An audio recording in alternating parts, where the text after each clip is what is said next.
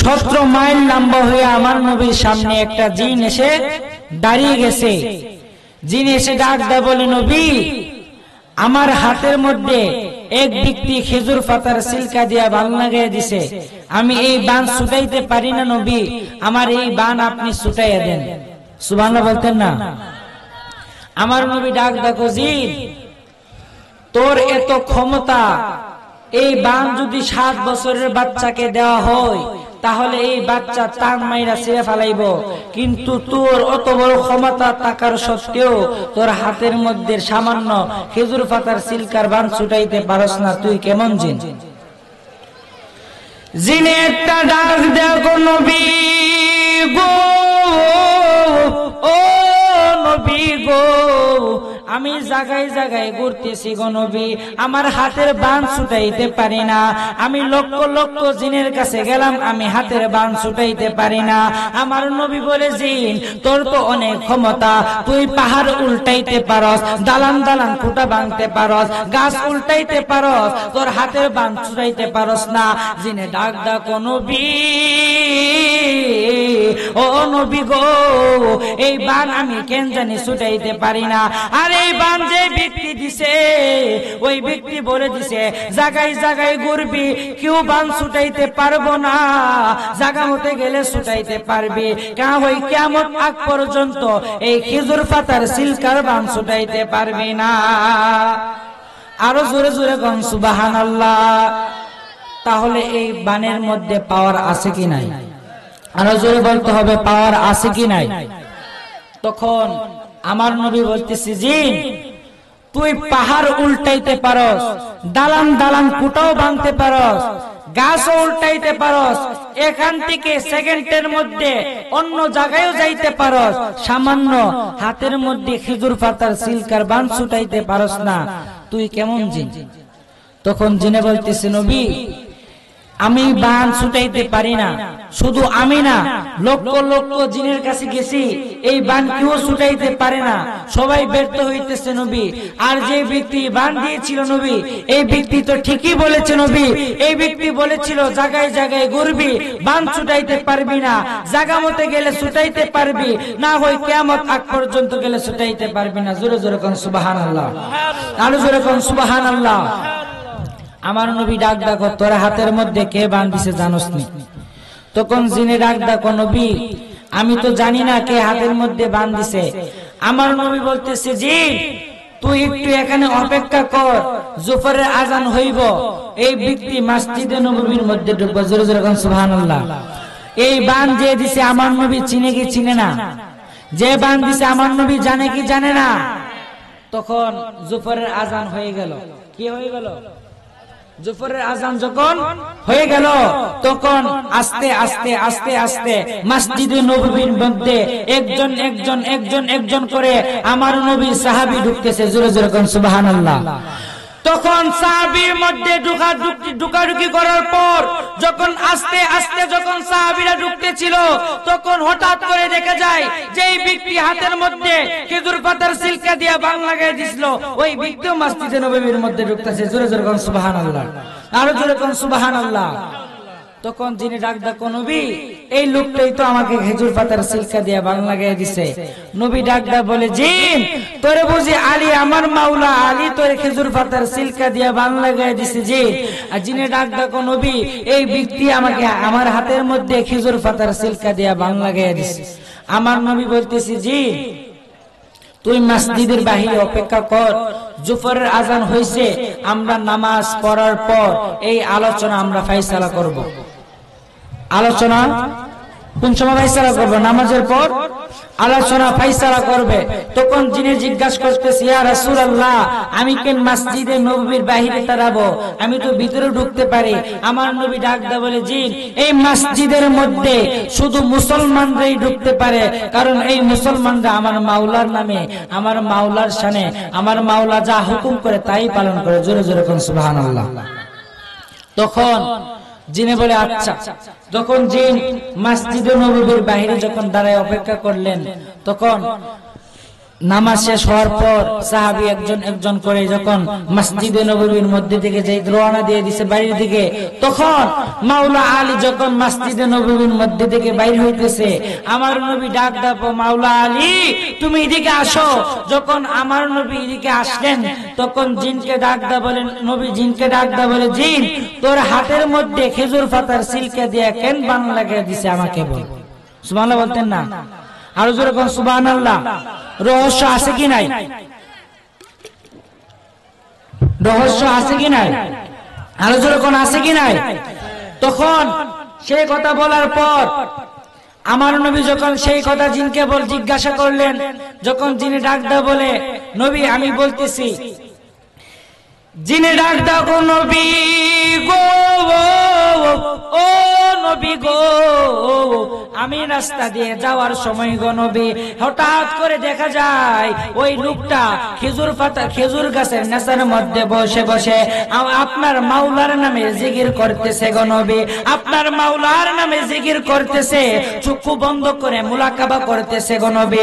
ওই লোকটা যখন মাওলার নামে জিকির করতেছিল, আমি তো মুসলমান না নবী, আমি তো অমুসলিম, তার জন্য আমার সহ্য হয় নাই, তাই আমি ওই লোকটাকে ধাক্কা দিয়ে 350 মাইল উপরে উঠে গেলাম। কিন্তু ওই লোকটা 350 মাইল উসার থেকে আমাকে দইরা আসার মাইরা খেজুর পাতার সিলকা দিয়া বান লাগায় দিছে। আরো জোরে জোরে কন্যা সুবহানাল্লাহ। কত মাইল থেকে বান লাগাইছে? আরো জোরে কোন কত মাইল? আপনারা কথা বুঝতে পারতেছেন না? কত মাইল থেকে বান লাগাইছে? 350 মাইল থেকে বান লাগাই দিছে। তখন আমার নবী ডাকটা বলে, আলী তুমি খেজুর পাতার সিলকা দিয়া বান লাগাই দিছে বুঝলাম, কিন্তু তুমি 350 মাইল উঁচা থেকে 350 মাইল উপরের থেকে তুমি এই জিনটাকে কিভাবে ধরে আনলা আমাকে বলো। সুবহানাল্লাহ বলতেন না? হাকিকত আছে কি নাই? মাওলা আলীর পাওয়ার আছে কি নাই? আরো জোরে বলতে হবে আছে কি নাই? তখন সেই কথা বলার পর মাওলা আলী ডাক বলতেছে, ইয়া রাসূলুল্লাহ আপনি যখন কাবা ঘরের মূর্তি ভাঙতেছিলেন, কোথায় মূর্তি ভাঙতেছিল? এক সময় কাবা ঘরের মধ্যে মূর্তি পূজা হতো, তখন আমার নবী এই মূর্তি ভাঙতে গেছিল আর কি। তখন এই কাহিনীর প্রেক্ষাপটে যখন মাওলা আলী এবং আমার নবী কাবা ঘরে গেছিল মূর্তি ভাঙ্গার জন্য, তখন সব মূর্তি ভাঙ্গা শেষে কাবা ঘরের মধ্যে কাবা ঘরের মাঝখানে একটা বড় মূর্তি ছিল। কি মূর্তি ছিল? একটা বড় মূর্তি ছিল। তখন এই মূর্তি ভাঙ্গার জন্য কোন অস্ত্র পাইতেছে না, কিন্তু এই আশেপাশে যত মূর্তি ছিল সব মূর্তি ভেঙে ফেলছে, কিন্তু কাবাগরের মূর্তিটা ছিল অনেক উঁচু, যার জন্য কেউ লাগাল পাই নাই। তখন আমার নবী বলতেছে, ও আলী তুমি আমার কাঁধের উপরে উঠো। আপনি যখন আমাকে কাঁধের উপর উঠাইলেন, তখন আমিও তারপরও আমি মূর্তি লাগাল পাই নাই। তখন আমি বলতেছি, নবী আমি তো মূর্তি লাগাল পাই না। আপনি বললেন তুমি হাত বাড়াও। যখন আমি হাত বাড়াইলাম, আমি নেশা চাইতে দেরি হয়েছে, দেখি আপনি অটোমেটিকলি লম্বা হইতেছেন। জোরে জোরে কোন সুবহানাল্লাহ। আর জোরে কোন সুবহানাল্লাহ। যখন কাবা ঘরের মূর্তি ভাঙ্গার সময় যখন আমার নবী লম্বা হইতেছে, অটোমেটিকলি যখন হাকিকতে লম্বা হইতেছে, তখন আমার মাওলা আলী আস্তে আস্তে যখন লম্বা হওয়ার পর আমার মাওলা আলী এই কাবা ঘরের মূর্তি নাগাল পেয়ে ভেঙে ফেলেছিলেন।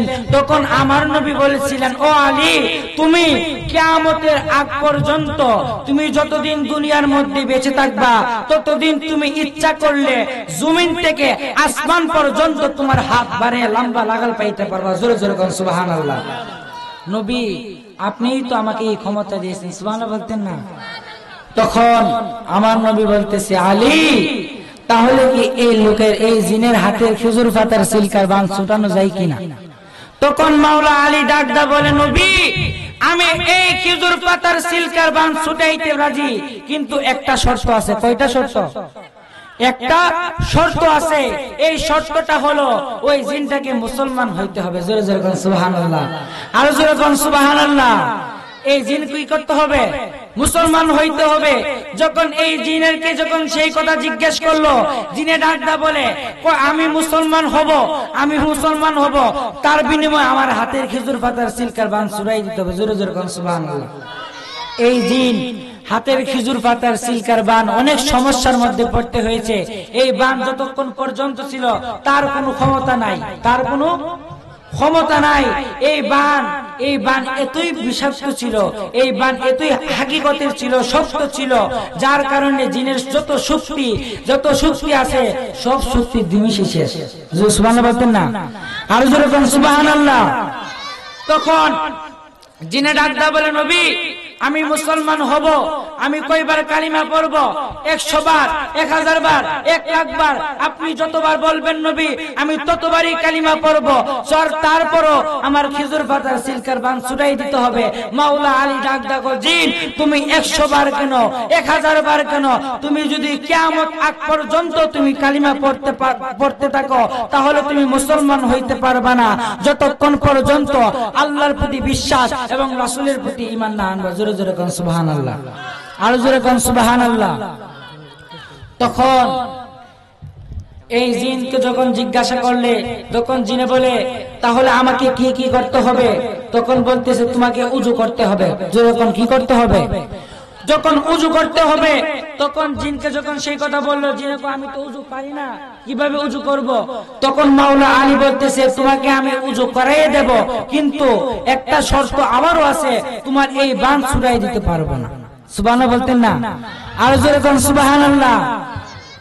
তখন এই বান ছুটাই দিতে রাজি না, মুসলমান না হওয়া পর্যন্ত। তখন এই জিনকে যখন উযু করাই দিলেন এবং উযু করানোর পর যখন কালিমা পড়াইয়া মুসলমান বানাইলেন, তখন এই জিন মুসলমান হয়ে আমার নবীর উপর ঈমান এনেছে এবং আল্লাহকে বিশ্বাস করেছে। জোরে জোরে কোন সুবহানাল্লাহ, আর জোরে কোন সুবহানাল্লাহ। মাওলা আলীর পাওয়ার আছে কি নাই? আর জোরে কোন পাওয়ার আছে কি নাই? পাওয়ার দিয়েছেন কে? আরো জোরে কোন দিয়েছেন কে? মাওলা আলী তুমি মুশকিল কুশা, মাওলা আলী তুমি আলিউন মাওলা। বলেন মাওলা আলী তুমি মুশকিল কুশা, মাওলা আলী তুমি আলিউন মাওলা। হাসান হুসাইন তোমার নূরের খেলা, হাসান হুসাইন তোমার নূরের খেলা, তুমি আমার গলার মালা।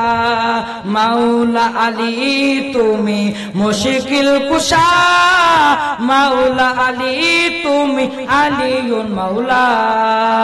মাওলা আলী তুমি মুশকিল কুশা, মাওলা আলী তুমি আলিউন মাওলা। একটা জবান বন্ধ রাখবেন না। জোরে জোরে কোন সুবহানাল্লাহ, আরো জোরে জোরে কোন না আল্লাহু আকবার। তাহলে মাওলা আলী এই জিনকে মুসলমান করে দিয়েছেন, কথা কোন ঠিক কিনা? এই মাওলা আলীকে এই বেলায়েতের পাওয়ার দিয়েছেন কে? আরো জোরে বলেন দিয়েছেন কে? আরো জোরে কোন দিয়েছেন কে? সকলে একটু আমার সাথে মহব্বতে জিকির করেন, আল্লাহ আল্লাহ আল্লাহ আল্লাহ আল্লাহ আল্লাহ আল্লাহ আল্লাহ আল্লাহ আল্লাহ আল্লাহ। তোমায় পাইতে কান্দে পাগল মন, দাও না বাজান আমায় দরশন। মাশাআল্লাহ আল্লাহ আল্লাহ আল্লাহ। কোন সাধনে পাইমো শামসুজ্জামান তোমার রাঙ্গা, দুই সরণ দাও না খালেক শাহ আমায় দরশন। মাশাআল্লাহ আল্লাহ আল্লাহ আল্লাহ। আমার বলতে আমি নাই রে, তুমি মোর জীবন দয়াল। আমার বলতে আমি নাই রে, তুমি মোর জীবন। মাশাআল্লাহ আল্লাহ আল্লাহ। দেখা দিয়া করো জালা ও গো জালা নিবারণ, দেখা দিয়া করো জালা ও গো মেসানসা নিবারণ দাও না খালেক শাহ আমায় দরশন মাশাআল্লাহ আল্লাহ আল্লাহ আল্লাহ আল্লাহ কোন বনেলো কাইলি খালেক শাহ কোন বনেলো কাইলি আমারে তুই কেমনি বইলা লইলি মাশাআল্লাহ আল্লাহ আল্লাহ আল্লাহ তোর শোনে মধুরানা পনে তোর শোনে মধুরানা পনে এই কথাই না ছিল হঠাৎ করে আমার মতো আবার কারে পাইলি মাশাআল্লাহ আল্লাহ আল্লাহ আল্লাহ কোন বনেলো কাইলি মেসানসা কোন বনেলো কাইলি আমারে তুই কেমনি বইলা লইলি মাশাআল্লাহ আল্লাহ আল্লাহ লা ইলাহা ইল্লাল্লাহ মুহাম্মাদুর রাসূলুল্লাহ সাল্লাল্লাহু আলাইহি ওয়াসাল্লাম। আমি আর আলোচনা দীর্ঘ লম্বা করব না।